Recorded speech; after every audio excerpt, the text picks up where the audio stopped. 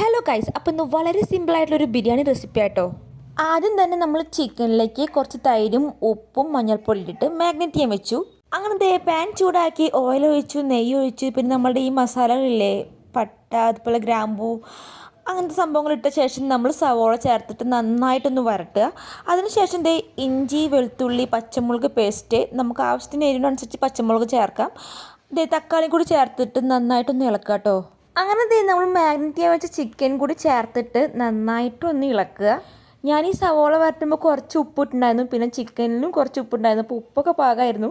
അടുത്തത് മല്ലിയില, പുതിനയില എല്ലാം ആവശ്യത്തിന് ചേർത്ത ശേഷം ഒന്നും കൂടി നന്നായിട്ട് ഇളക്കുക. പിന്നെ ഇതിലേക്ക് നമ്മൾ ചേർക്കുന്നത് ഗരം മസാലപ്പൊടി ആട്ടോ. ആവശ്യത്തിന് മാത്രം ഗരം മസാലപ്പൊടി ഇടുന്നുണ്ട്.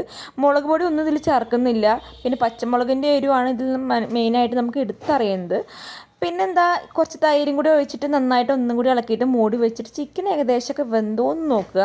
അങ്ങനെ നമ്മൾ മാറ്റി വെച്ച ബസ്മതി റൈസ് കൂടി ഇതിൽ ചേർത്തിട്ട് നന്നായിട്ടൊന്ന് ഇളക്കിയിട്ട് മല്ലിയില കുറച്ചും കൂടി ഇട്ടു കേട്ടോ. പിന്നെ ഈ പ്രാവശ്യത്തെ അണ്ടിപ്പരിപ്പ് മുന്തിരിയൊന്നും ചേർക്കാൻ നിന്നില്ല. വളരെ സിമ്പിളായിട്ടാണ് ഉണ്ടാക്കിയത്. പിന്നെ ഞാൻ കുറച്ച് കുരുമുളക് പൊടി ഇടുന്നുണ്ട്, അത് വലിയ നിർബന്ധമൊന്നും ഇല്ല കേട്ടോ. അങ്ങനെ നമ്മൾ വളരെ സിമ്പിളായിട്ടുള്ള ബിരിയാണി റെഡി ആയിട്ടോ.